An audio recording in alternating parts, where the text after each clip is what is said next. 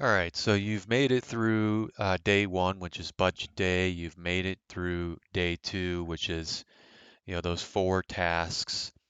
And then you've made it through day three, which is arbitration hearings. Now you're on to day four. And as you can see by the league schedule, day four, so you've done all these, now starts the free agent period.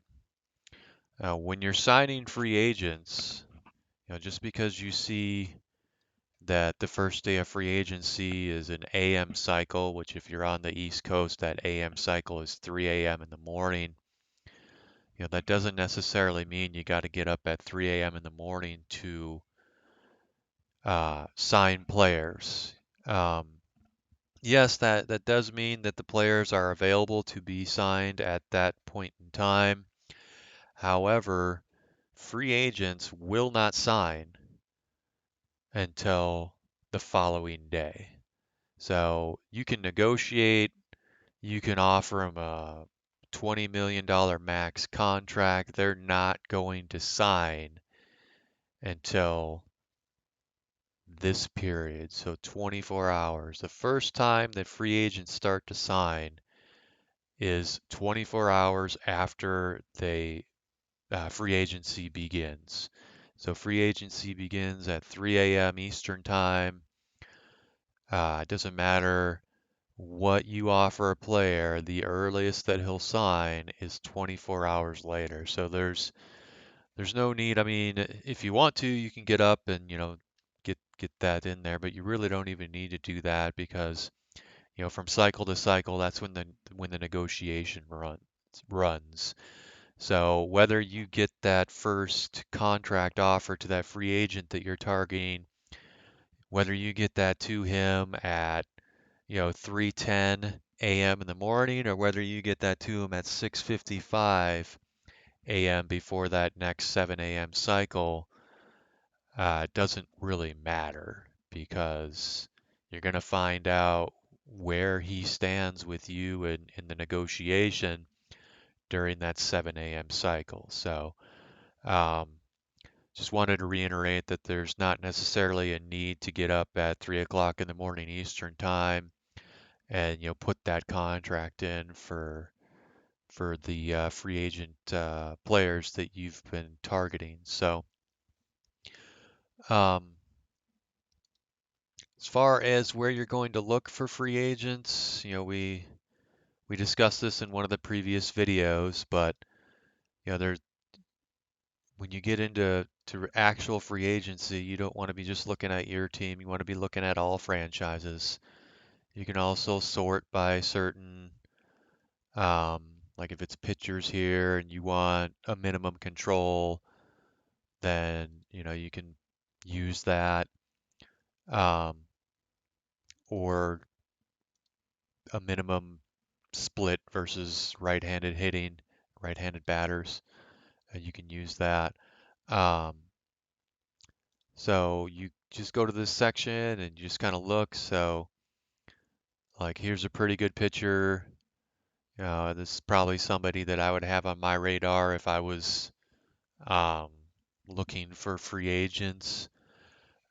More often than not, there's going to be a lot of people that have a guy like that on their radar. So, this particular world isn't in free agency yet, so we don't know what his demands are. Um, but a pitcher like of this caliber will typically go for more than what his demands are. So, let's say his demands are, what is he, 67? So let's say his demands are 4.2 for 3 years, and he's still 33 years old, so he's not like getting close to retirement. So he still has another 3, 4, 5 good seasons of pitching in him. So he'll likely go for more than 4.2 for 3 years. And every cycle that goes by, you kind of see where you stand. Are you number one on his list? If not, they're not going to tell you where you are. They're just going to tell you you're not number one. So if you want them, you're going to have to pay more for them or more years. Those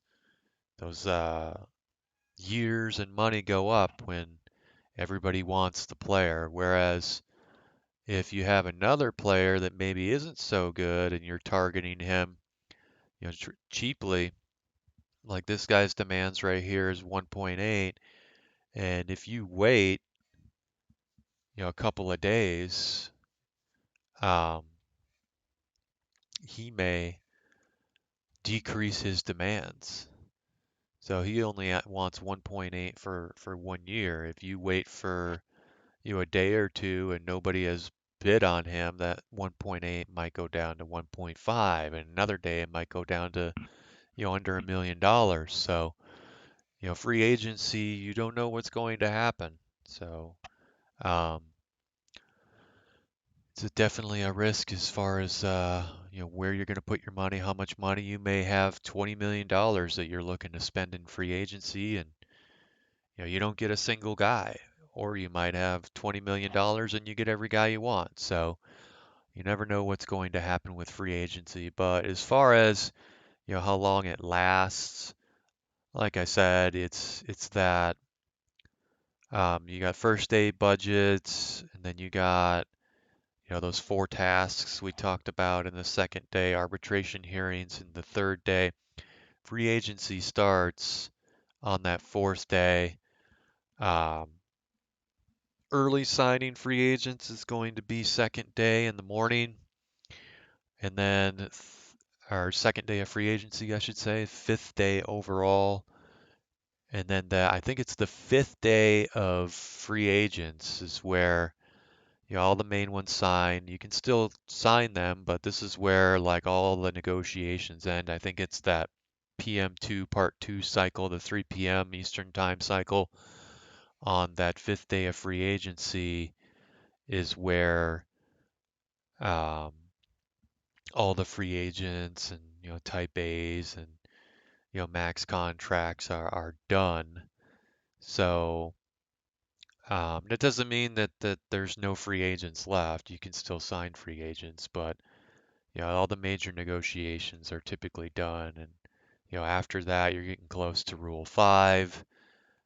So the free agents that are left are going to continue to lower their demands. So, but that's free agency. It lasts about 5 days, so um, you do want to plan for it. You want to have a certain amount of money allocated to free agency. I mean, a lot of my teams are already 25 of the 25 man roster are accounted for, so I don't jump into free agency too often, but you have that flexibility. If you have a few holes to fill, free agency can be just as exciting as anything else in the game. So, have fun.